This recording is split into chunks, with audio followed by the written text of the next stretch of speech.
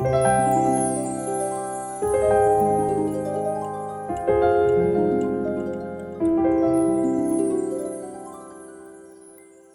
à tous et bienvenue pour notre moment de culte ce matin. On est heureux de pouvoir se retrouver, de partager la parole de Dieu ensemble. Nous allons donc commencer ce culte et puis je vous souhaite à tous la bienvenue bien sûr et puis que le Seigneur vous bénisse abondamment. Nous allons avoir la joie dans quelques instants de se laisser conduire dans le chant avec Loïs et puis sa guitare et vous allez sûrement apprécier. Nous l'avons souvent eu les mardis soirs, le dimanche matin il intervient aussi, mais ce matin c'est lui qui va vraiment diriger ce moment. Que le Seigneur le bénisse et merci Loïs pour ce moment que tu vas nous accorder. On va t'accompagner aussi avec nos chants derrière nos écrans. On va prier ensemble et demander au Seigneur sa grâce pour ce matin, pour qu'il nous bénisse abondamment et que chacun de nous, nous soyons rencontrés dans notre maison et que son œuvre se fasse dans notre cœur. Merci Seigneur pour ta bonté, ta fidélité. Merci pour ce rendez-vous ce matin avec toi. Seigneur, nous voulons te prier de venir, Seigneur, nous rencontrer chacun dans notre maison. Seigneur, merci parce que nous savons que tu viens nous faire du bien. Tu vas nous parler au travers de ta parole. Et Seigneur, nous voulons te prier pour qu'elle fasse son effet au plus profond de nous-mêmes. Nous voulons nous attacher à ta parole, comme le disait le psalmiste, je serre ta parole dans mon cœur. Seigneur, nous voulons vraiment qu'elle puisse pénétrer au plus profond de nous-mêmes et nous amener, Seigneur, vraiment à recevoir de ta part les bons conseils, le bon enseignement, mais surtout donne-nous un cœur obéissant, Seigneur, un cœur sensible, Seigneur, un cœur qui est bien disposé pour recevoir ta parole.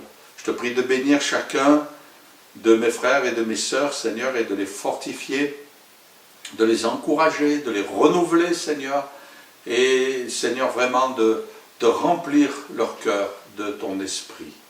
Merci parce que tu le fais pour ta gloire, dans le nom de Jésus. Amen. Voilà, je vous dis à tout de suite, on se retrouve dans quelques instants.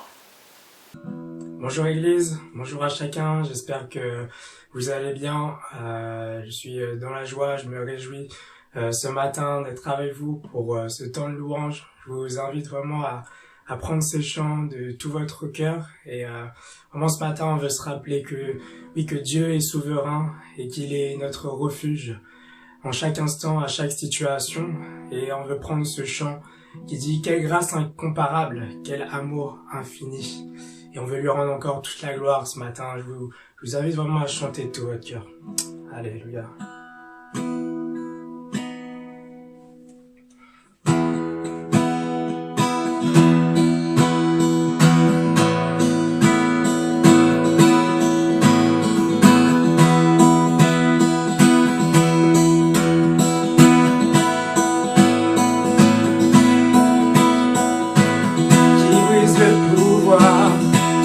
De la mort, qui aime d'un amour si puissant, si fort, c'est le roi de gloire, il est le roi des rois, qui secoue la terre, par son tonnerre, qui nous émerveille par tant de mystères, c'est le roi de gloire, il est le roi des rois, quelle grâce incomparable, quel amour infini, que tu aies pris ma croix, que tu sois mort pour moi, tu as payé le prix, pour qu'enfin je sois libre. Oh, Jésus, je te chante tu as fait, qui ramène la paix, dans la confusion, change les orphelins en fils et en filles, c'est le roi de rois, il est le roi des rois, qui règne sur les peuples, dans la vérité, oui comme le soleil, de tout son éclat, c'est le roi de gloire, il est le roi des rois, louons-le, quelle grâce incomparable,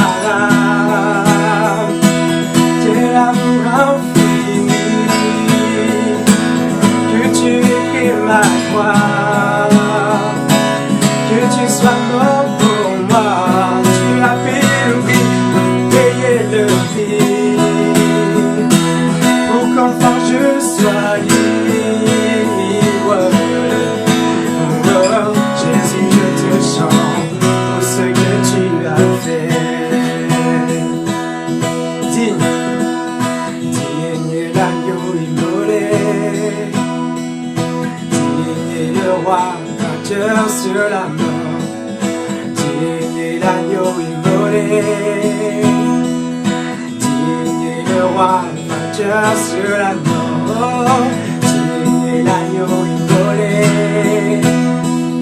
Digne est le roi vainqueur sur la mort, digne est l'agneau immolé. Digne, digne, qui ira 5 ans par an, j'ai l'amour infini, que tu aies pris ma croix, que tu sois mort pour moi. Tu as payé le prix, pour qu'enfin je sois libre. Oh, Jésus, je te chante pour ce que tu as fait.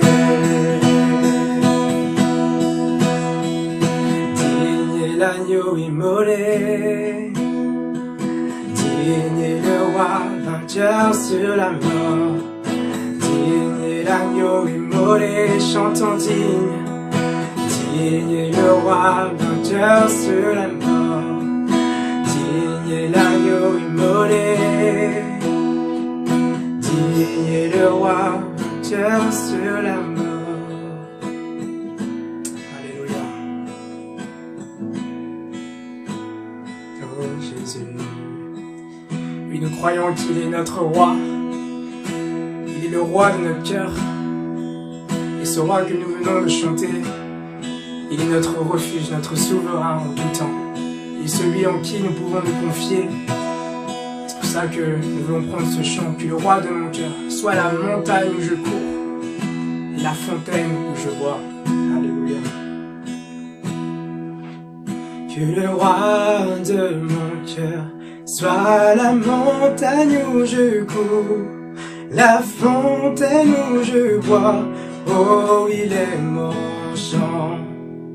Que le roi de mon cœur soit l'ombre où je me cache, la rançon pour ma vie. Oh, il est mon chant. Tu es bon, bon, oh, oh, oh. Tu es bon, bon, oh, tu es bon.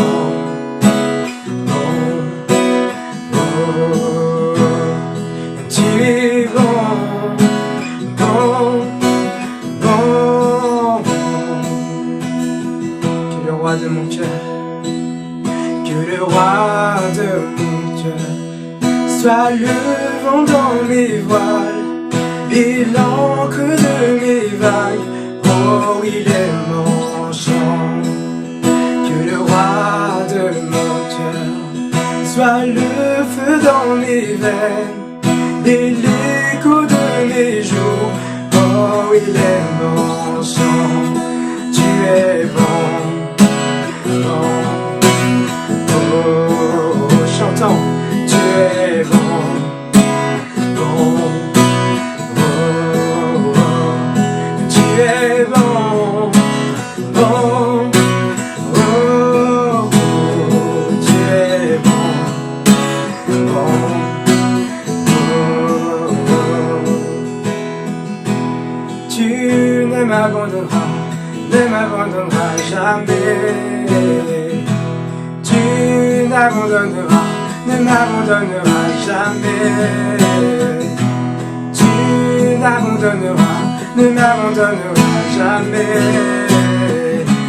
Tu n'abandonneras jamais. Tu n'abandonneras jamais. Tu n'abandonneras jamais. Tu es bon, bon, oh, oh. Tu es bon, bon, oh, oh. Quand la nuit m'attache et me retient, Dieu est mon soutien. Quand la vie m'attache et me retient,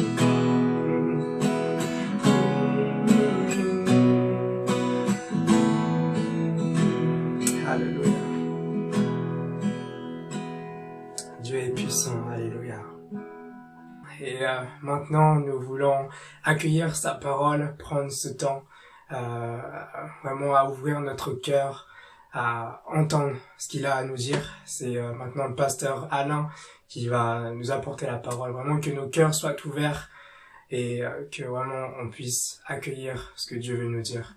Le sujet que je voudrais partager avec vous ce matin traite de l'amour de la vérité. Bien sûr, c'est un texte de la parole de Dieu que nous allons pouvoir étudier, développer.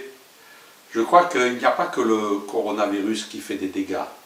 Il y a le virus du mensonge aussi. Et le monde dans lequel nous vivons est un monde qui a développé cette stratégie démoniaque et diabolique qui vient inciter les hommes à vivre dans le mensonge. Et malheureusement, le mensonge fait d'horribles et de terribles ravages. Personne ne peut l'accepter. Et je crois que nous devons nous laisser interpeller aussi par cette vérité malheureusement qui existe et que l'on côtoie aussi quotidiennement. Et nous avons besoin de nous recentrer avec la parole de Dieu. Je voudrais vous inviter à regarder cette petite image-là qui va nous servir d'introduction. Donc je me déplace un petit peu. Cette petite image, regardez-la bien, admirez-la.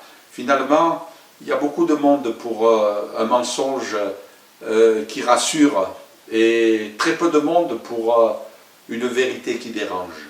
Mais je crois qu'en tant que chrétiens, nous devons être courageux et accepter d'être confrontés à la vérité.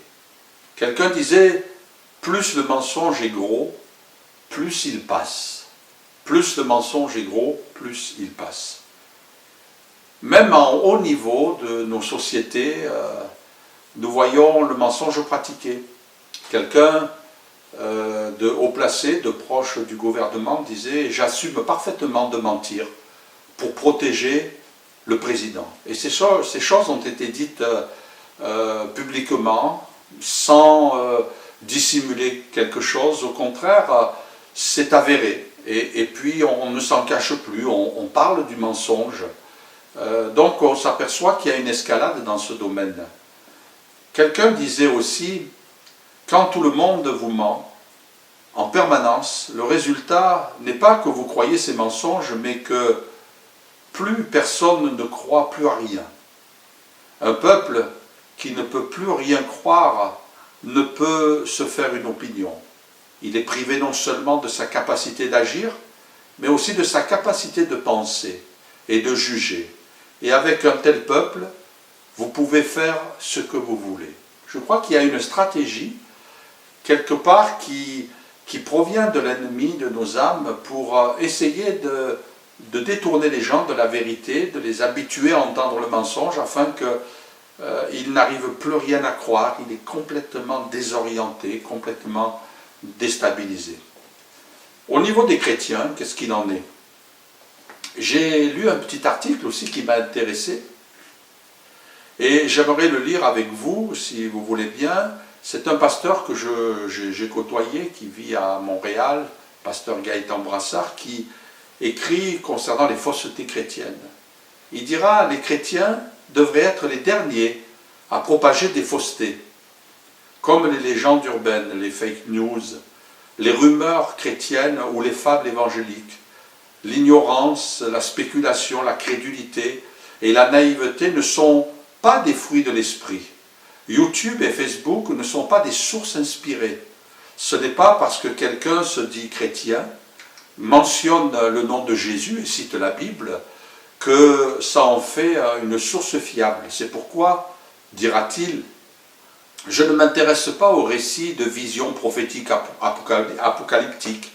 Je ne m'intéresse pas aux révélations, aux rêves, aux songes personnels prétendant ajouter à la Bible. Je ne m'intéresse pas aux témoignages de gens disant être revenus du ciel ou de l'enfer. Je ne m'intéresse pas aux récits d'apparitions d'anges. Je ne m'intéresse pas aux interprétations sur la couleur de la lune. Je ne m'intéresse pas aux articles chrétiens sur la reconstruction du temple de Jérusalem par l'Antéchrist. Je ne m'intéresse pas aux théories de conspiration sur Bill Gates, les Illuminati ou les francs-maçons. Pourquoi ? Je suis trop occupé à lire, méditer, étudier et enseigner la Bible. Je suis centré sur Jésus, la vérité, et je n'ai pas d'intérêt pour tout ce qui est peu fiable et difficilement vérifiable. Je suis appelé à prêcher la vérité et je ne peux me permettre de gaspiller ma crédibilité à propager des faussetés. Quatrièmement, je suis un pasteur qui doit prendre soin de ses brebis et qui doit combattre l'ignorance par la connaissance. En terminant, rappelons-nous la prière de Jésus. Sanctifie-les par ta vérité. Ta parole est la vérité. La Bible suffit. Je trouve que ce propos est pertinent et qu'il nous aide à retrouver un certain équilibre. Et on voit malheureusement toutes sortes de paroles qui circulent pour essayer d'épater, pour essayer de faire frissonner les auditeurs. Mais attention, dans ces temps particuliers que nous vivons, nous devons être de ceux qui manient la parole de Dieu, pas n'importe comment. Rappelez-vous l'apôtre Pierre quand il a sorti l'épée pour trancher l'oreille de Malchus. Il a fait des dégâts, et avec l'épée de la parole, on peut faire des dégâts si on ne sait pas l'utiliser comme il faut. Dieu nous appelle à la prudence, Dieu nous appelle à la sagesse, mais aussi nous devons avoir une oreille exercée pour bien écouter la parole de Dieu, et puis que nous ayons un esprit de jugement, mais dans le bon sens du terme, vous me comprenez, pour qu'on puisse analyser ce que nous entendons. Est-ce que ce que j'entends vient de la parole de Dieu? Le prophète Isaïe disait: la vérité trébuche sur la place publique. Et j'aimerais vous dire, qu'en est-il exactement aussi des prédicateurs, des pasteurs, de ceux qui annoncent la parole de Dieu? Tout le monde se met sur la scène maintenant avec les réseaux sociaux et veut essayer d'épater, veut essayer d'attirer le maximum d'attention, mais tout ce qui va rentrer en nous peut provoquer certains dégâts. La parole est une semence, et si la semence est mauvaise parce que nous avons écouté des choses qui étaient néfastes pour notre âme, forcément, il va y avoir des conséquences, non seulement dans notre vie, mais dans notre foi aussi. Et nous avons besoin de revenir à l'Écriture. Est-ce que cette question peut nous interpeller? Est-ce que nous avons reçu l'amour de la vérité? J'aimerais lire ce passage dans l'épître aux Thessaloniciens, 2 Thessaloniciens, chapitre 2, versets 9 à 12. Il est dit: l'apparition de cet impie se fera par la puissance de Satan, avec toutes sortes de miracles, de signes et de prodiges mensongers, et avec toutes les séductions de l'iniquité pour ceux qui périssent, parce qu'ils n'ont pas reçu l'amour de la vérité. Ils n'ont pas reçu l'amour de la vérité pour être sauvés. Aussi Dieu leur envoie-t-il une puissance d'égarement pour qu'ils croient au mensonge, afin que tous ceux qui n'ont pas cru la vérité, qui n'ont pas cru à la vérité, mais qui ont pris plaisir à l'injustice, soient condamnés. Voilà un texte important qui mérite toute notre attention, à savoir que ici ce texte s'adresse à notre génération, à la génération de la fin des temps et de la venue de l'Antéchrist. C'est vrai que ce que nous vivons nous amène tous à avoir une réflexion par rapport à la fin des temps. Il est évident que les choses ne sont pas encore tout à fait éclairées et que je pense bientôt la lumière se fera sur les événements décrits dans l'Apocalypse concernant la fin des temps. Et nous devons être particulièrement vigilants et attentifs. Mais toujours est-il que le prince du mensonge, qui est le diable, veut essayer de nous dérouter afin que la vérité ne triomphe pas. Mais pour qu'elle triomphe, eh bien nous avons besoin nous-mêmes de réaliser qu'il est important de recevoir, parce qu'ils n'ont pas reçu l'amour de la vérité. Est-ce que nous avons reçu l'amour de la vérité? C'est impressionnant cette expression qui nous invite à recevoir. Et Dieu nous invite à être attachés à la vérité. Et deuxièmement, il est dit aussi qui ont cru à la vérité. Par conséquent, ça engage, ça vient chercher notre foi à l'intérieur de nous-mêmes.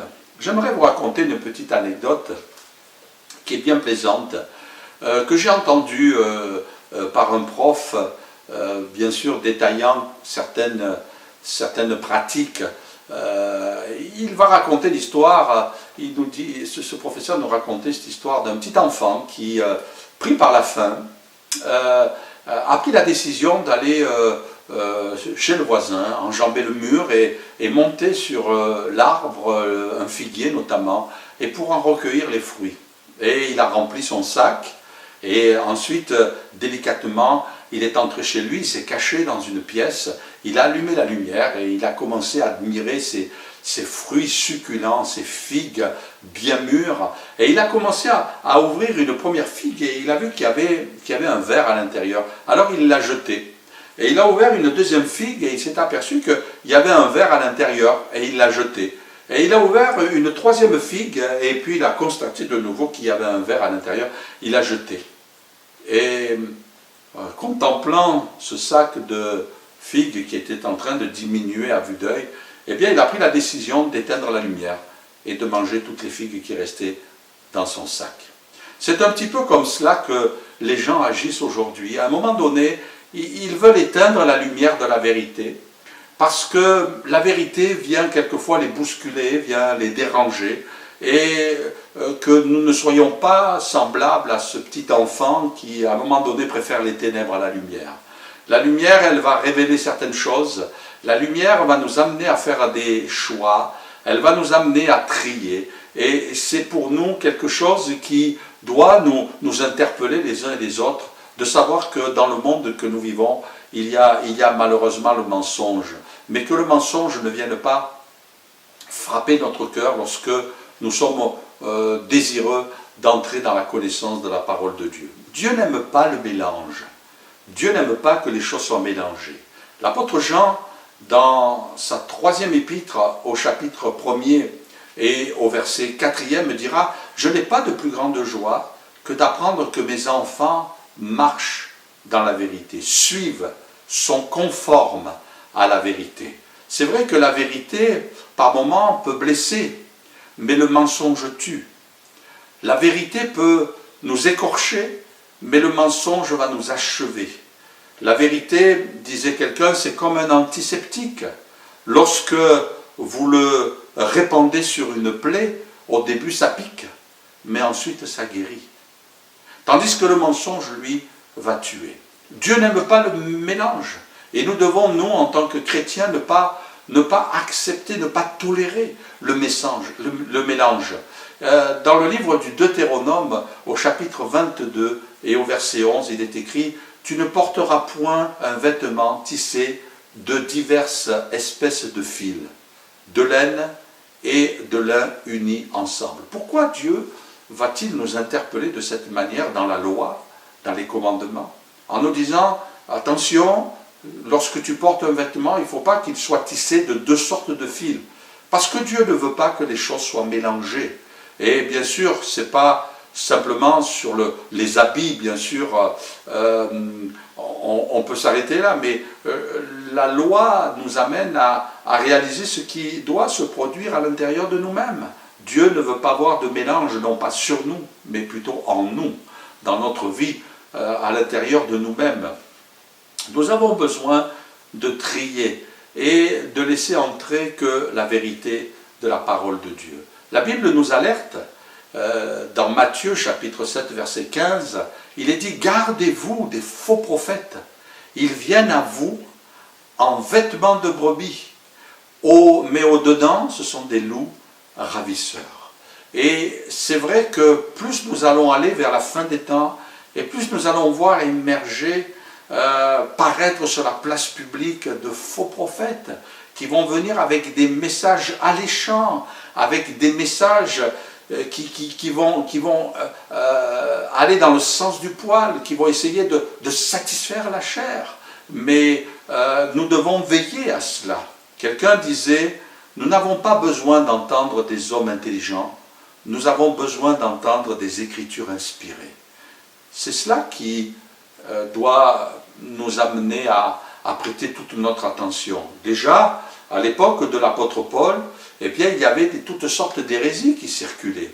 Dans les Galates, il va écrire au chapitre 1, verset 6, « Je m'étonne que vous vous détourniez si promptement de celui qui vous a appelé par la grâce de Christ pour passer à un autre évangile. Non pas qu'il y ait un autre évangile, dira-t-il, mais il y a des gens qui vous troublent et qui veulent altérer l'évangile de Christ. Mais si nous-mêmes, ou si un ange du ciel annonçait un évangile s'écartant de celui que nous vous avons prêché, qu'il soit anathème. Ça veut dire qu'il soit rejeté, qu'il soit repoussé, qu'on ne prête aucune attention à ces paroles. Nous vivons des temps difficiles, des temps d'angoisse, des temps où les gens sont soucieux. Nous vivons des temps où le cœur de l'être humain est devenu vulnérable. Aussi, nous devons prêter toute attention à ces choses-là pour ne pas se laisser gagner par des paroles mensongères. On ne peut pas mélanger le mensonge avec la vérité. Il nous faut nous attacher à la vérité de la parole, l'amour de la vérité, aimer la vérité, même si ça vient nous bousculer et peut-être même nous écorcher. J'étais impressionné de lire dernièrement un petit avertissement en disant attention, les sectes pernicieuses sont particulièrement à l'affût actuellement parce qu'ils veulent recruter de nouveaux adeptes et ils savent que le cœur de l'être humain est particulièrement sensible et qu'ils veulent les amorcer. Mais je crois que l'Esprit de Dieu, l'amour de la parole, va nous préserver de toutes ces choses-là. Nous vivons des temps obscurs, c'est vrai, il faut le reconnaître. Nous vivons des temps particuliers, sans précédent. Et nous savons que nous sommes dans cette phase de la fin des temps. Des gens veulent savoir la vérité sur ce virus, ils veulent savoir pourquoi, qu'est-ce qui se passe, comment a-t-il pu se propager, qu'est-ce qu'il y a peut-être derrière tout cela. Vous avez peut-être entendu toutes sortes de commentaires. Les uns nous encouragent à adopter tel comportement, d'autres nous encouragent à d'autres comportements. On est un petit peu déphasé par moments. Nous vivons des temps obscurs, des moments difficiles. Et puis le Seigneur ne nous a pas caché ces choses-là. Dans l'épître à Timothée, la deuxième à Timothée, chapitre 4, verset 3, le Seigneur dira car il viendra un temps où les hommes ne supporteront pas la saine doctrine. Mais ayant la démangeaison d'entendre des choses agréables, ils se donneront une foule de docteurs, selon leurs propres désirs, détourneront l'oreille de la vérité et se tourneront vers les fables. Parce que dans des temps d'angoisse comme cela, on veut essayer de se rassurer, on veut essayer de s'évader afin de ne pas sombrer dans l'inquiétude. Et nous devons faire attention à ce que nous recevons afin de ne pas nous laisser détourner de la vérité. Ce qui fait de nous de véritables chrétiens, c'est notre conversion à Jésus. L'apôtre Pierre a dit à Jésus un jour, « Seigneur, à quel autre irions-nous qu'à toi? Tu as les paroles de la vie éternelle. » Mieux vaut une vérité qui fait mal, plutôt qu'un mensonge qui réjouit, dit un proverbe berbère. La vérité, disait Pascal, elle est si obscure en ces temps, et le mensonge si établi, qu'à moins d'aimer la vérité, on ne saurait la reconnaître. Aimer la vérité. Qu'est-ce que la vérité?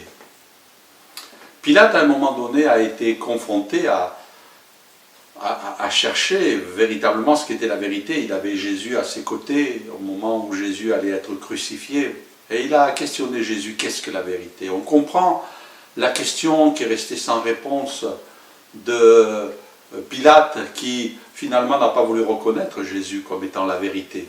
Jésus l'avait dit lui-même, je suis le chemin, la vérité et la vie.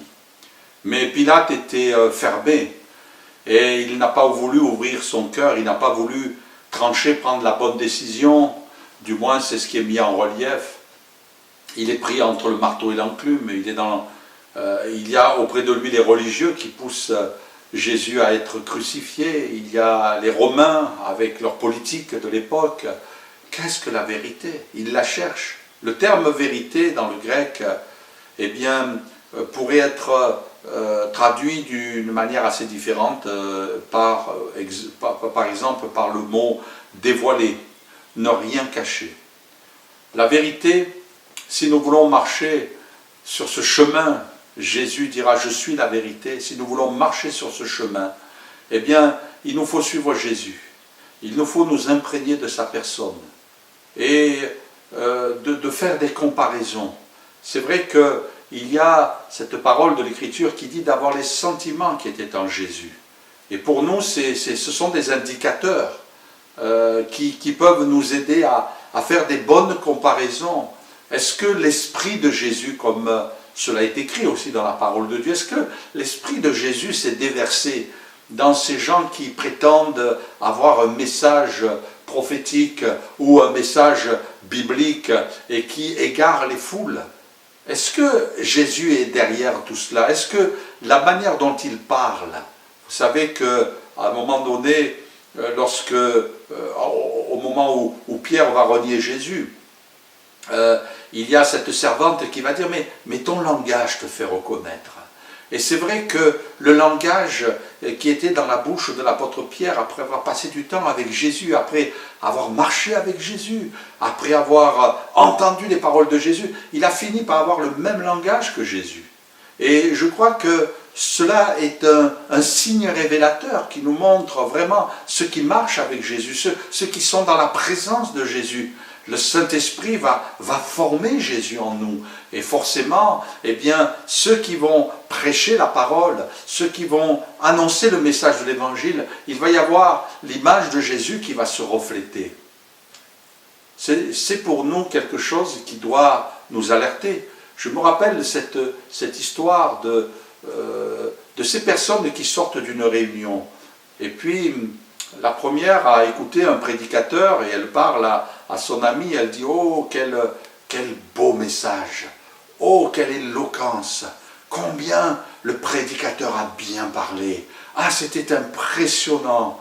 Et puis, quelque temps après, ces deux amis vont écouter de nouveau une prédication, mais cette fois-ci avec un autre prédicateur. Et à la sortie de la prédication, ces personnes vont s'entretenir et l'autre va répondre « Oh, combien Dieu est bon! Combien Jésus est merveilleux! Combien le Saint-Esprit est grand!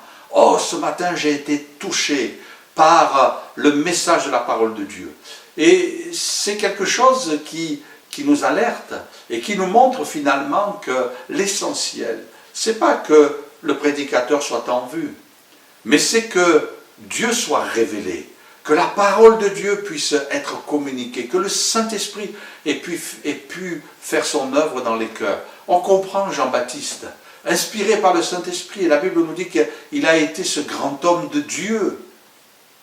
Ces paroles ont été prononcées par Jésus. Jean-Baptiste, c'était sa prière. Et j'imagine que c'était sa prière quotidienne. C'était sa prière qui devait se répéter, parce que pour lui c'était essentiel. Il dira qu'il croisse et que je diminue.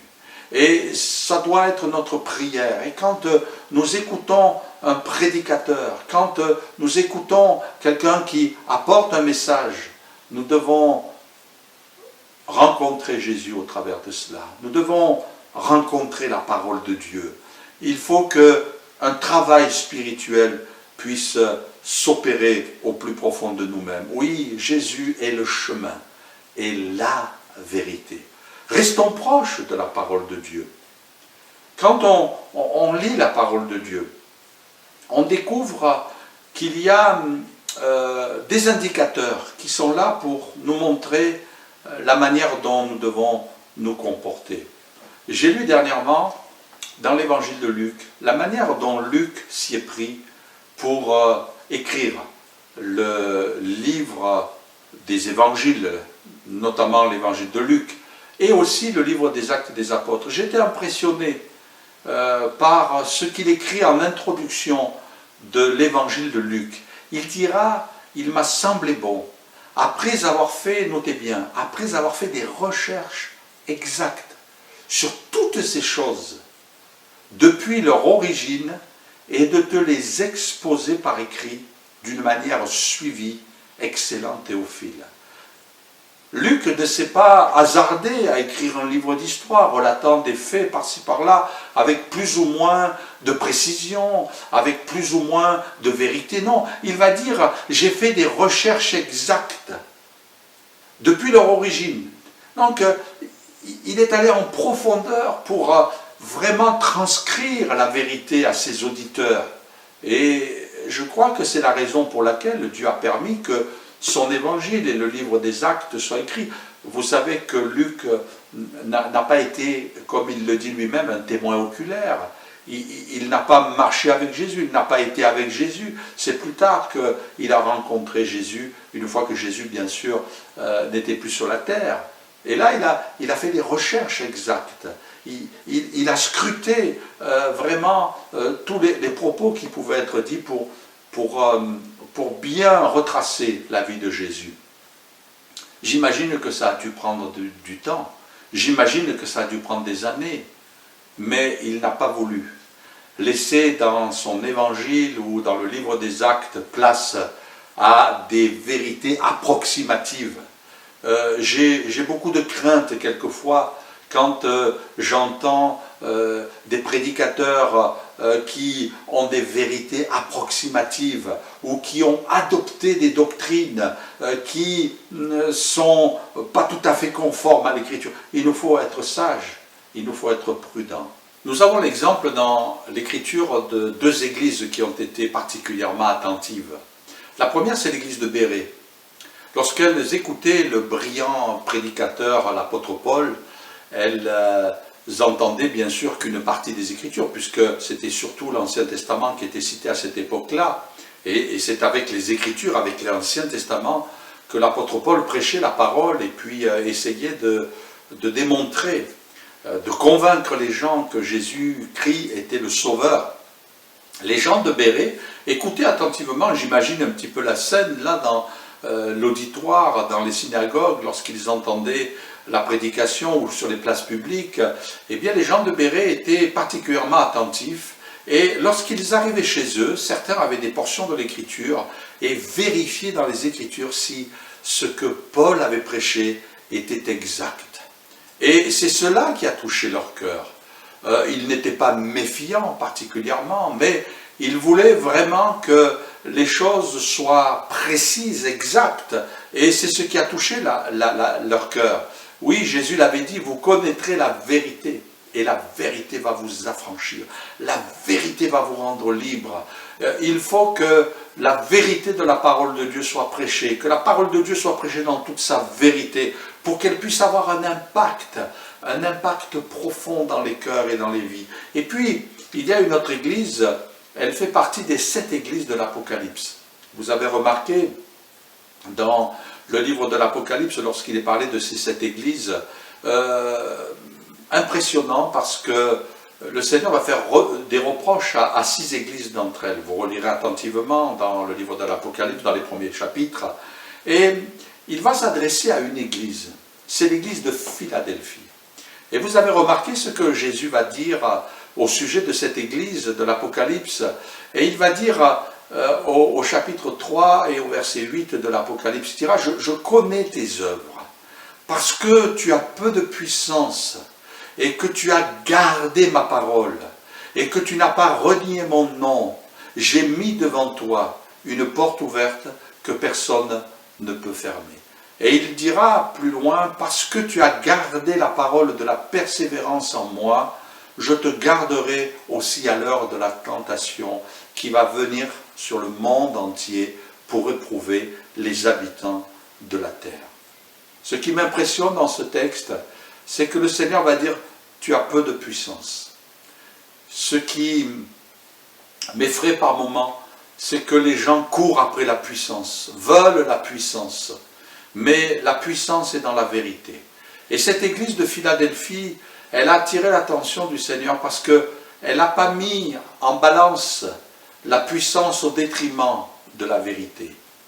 Elle a mis en premier la vérité de la parole. Tu as gardé ma parole. La parole est restée à la première place. Et cette église n'a pas cherché à développer plus de puissance. Bien sûr, on croit à la puissance du Saint-Esprit, on veut la puissance du Saint-Esprit, mais pas à n'importe quel prix. Et c'est notre Dieu qui est aux commandes. C'est lui qui accomplit des miracles. C'est lui qui fait des prodiges. On n'a pas à provoquer ou surtout pas à imiter. ou à faire semblant. Non, ce que Dieu veut, c'est qu'on marche dans la vérité. Le psalmiste disait, le fondement de ta parole est la vérité. Le fondement de ta parole est la vérité. Si nous voulons être agréables à Dieu, si nous voulons rester fidèles, eh bien, nous devons nous attacher à la vérité de la parole, à marcher dans la vérité jusqu'au bout. Jésus, dans sa prière, cette prière sacerdotale, qui est appelée la prière sacerdotale, dans l'évangile de Jean au chapitre 17, Jésus va prier en disant « Sanctifie-les par ta vérité, ta parole est la vérité ». C'est elle qui va nous transformer, c'est elle qui va nous changer. C'est cette parole de vérité qui va faire de nous d'authentiques croyants jusqu'au bout, parce qu'on s'est attaché à la parole de Dieu. Ne laisse pas le mensonge, ne laisse pas les hérésies, ne laisse pas n'importe qui te prêcher la parole, soi-disant la parole de Dieu, mais sois assoiffé de vérité, parce que cette vérité, elle va te transformer, elle va te changer, c'est elle qui va te garder jusqu'au bout. Il est vrai que nous savons au fond de nous-mêmes que tout ce qui est en train de se passer à l'heure actuelle nous interpelle, nous parle de ce que Jésus revient bientôt, qu'il nous trouve fidèles, qu'il nous trouve des hommes et des femmes du livre, des hommes et des femmes de la parole de Dieu, et que nous prenions le temps. Plusieurs me disaient qu'ils avaient passé du temps à lire la Bible, comme cela faisait longtemps que ça ne se produisait plus. Ils ont trouvé le temps. Trouvons le temps. Rien ne doit remplacer la parole de Dieu. Ne cherchons pas des raccourcis. Ne soyons pas friands de nouveautés. Restons attachés à la parole de Dieu. Quelqu'un disait, ne cherche pas l'église la plus proche de chez toi. Trouve l'église la plus proche de la Bible. Oui, Jésus l'a dit, si vous demeurez dans ma parole, vous êtes vraiment mes disciples, et vous connaîtrez la vérité, et la vérité vous affranchira. Si vous demeurez dans ma parole, vous êtes vraiment mes disciples. Je veux que lorsque le Seigneur me reprendra, ou lorsque je me présenterai devant lui, il puisse dire, tu as été un homme de la parole. Tu as été un homme qui a prêché la parole dans sa vérité, cherchant pas à plaire à la chair, à satisfaire la chair, à satisfaire l'auditoire, mais tu as prêché ma parole avec amour, avec l'aide et le secours du Saint-Esprit, avec tes imperfections, mais tu as été un homme de la parole. Que le Seigneur nous aide les uns les autres, que le Seigneur vous bénisse, qu'il vous remplisse de joie au contact de sa parole et qu'il continue à parler à nos cœurs. Dans ces temps de la fin, nous avons besoin de prêter l'oreille, pas à n'importe quoi, à la voix du Saint-Esprit, à la voix de la parole de Dieu. Et même si un ange venait nous apporter un autre évangile, qu'il soit rejeté, je veux rester fidèle et je veux rester attaché à ta parole. Et Seigneur, tu vas m'aider, tu vas m'accorder ta grâce. Prions ensemble quelques instants. Merci Seigneur, parce que tu veux nous venir en aide dans cette fin des temps. C'est vrai qu'il y a peut-être eu des tentations de nous détourner, de prêter l'oreille à toutes sortes de paroles venant de l'extérieur. Mais Seigneur, si les paroles venant de l'extérieur ne sont pas conformes à ta parole, nous voulons les rejeter. Nous voulons les repousser. Nous voulons nous attacher à ta parole, Seigneur. Que le Saint-Esprit nous vienne en aide. Que le Saint-Esprit nous accorde toute sa lumière.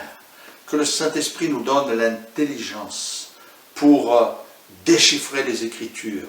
Seigneur, on sait que dans la fin des temps, on va avoir besoin, Seigneur, que tu nous éclaires ce livre de l'Apocalypse, afin qu'on comprenne par rapport aux événements que nous sommes en train de vivre, que les choses soient claires, qu'on ne soit pas surpris, Seigneur, mais qu'au contraire, on aura pris le temps de s'apprêter à ton retour. On sait que tu reviens bientôt. Et Seigneur, ce que nous sommes en train de vivre aujourd'hui, Seigneur, nous permet de réfléchir sur l'éternité, parce qu'on réalise la fragilité de notre vie. On réalise que tout peut s'arrêter, Seigneur. Et nous voulons, notre Dieu, penser à l'essentiel. L'essentiel, c'est d'être fidèle jusqu'au bout, d'être un bon et fidèle serviteur. Bénis mes frères et sœurs, bénis les auditeurs qui sont derrière, touche leur cœur, saisis-les par le Saint-Esprit. Seigneur, que ta bonne main se pose et que chacun, tu nous gardes dans la joie, parce que notre espérance, elle n'est pas sur cette terre, mais elle est dans le ciel vers lequel nous allons, Seigneur, les uns et les autres. Et nous savons que tu reviens bientôt, tu es à la porte. Et Seigneur, pour nous, nous savons que c'est le moment où l'Église va être enlevée. Et nous serons près de toi. Et nous ne voulons pas ignorer cela. On ne veut pas s'enraciner sur cette terre, Seigneur. Mais on veut se préparer à l'éternité pour marcher avec toi jusqu'au bout. Merci parce que tu nous aides. Et tu nous bénis dans le nom de Jésus. Amen. Amen.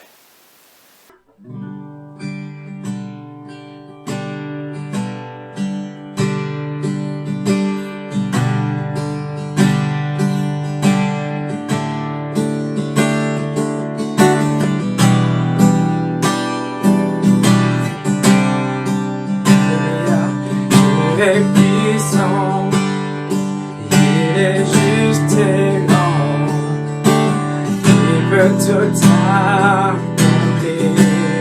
Plus grand que nos pensées, plus grand que nos pensées, plus grand que nos désirs. Il a fait de grandes choses, élevé, il a vaincu la mort. Oui, oui, mon Dieu est puissant, en son nom, j'ai la victoire. Le Seigneur, mon Dieu est puissant. Alléluia, louons-le sur notre cœur, louons-le.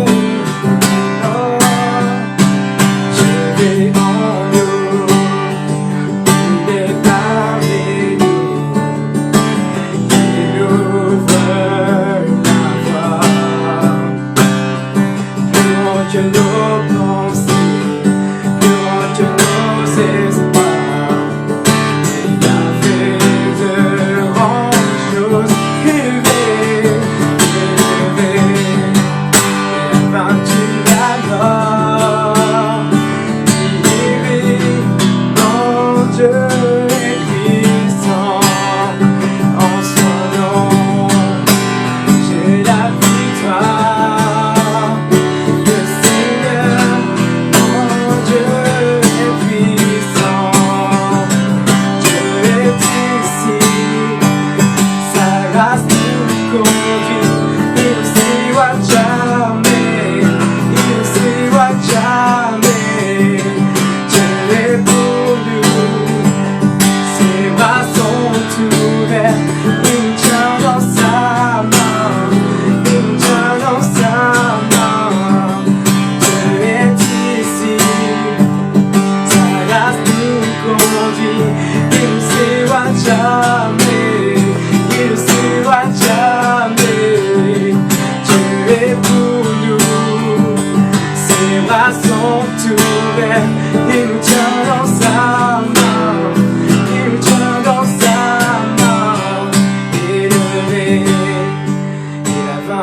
La mort, oui, oui, mon Dieu est puissant, son nom, j'ai la victoire.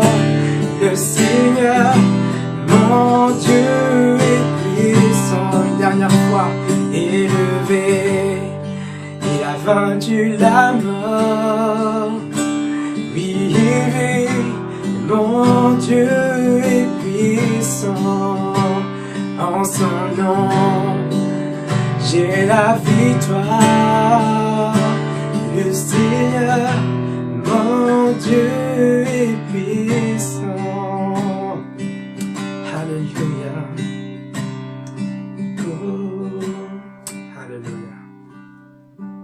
restez avec nous. On va avoir un moment particulier ce matin.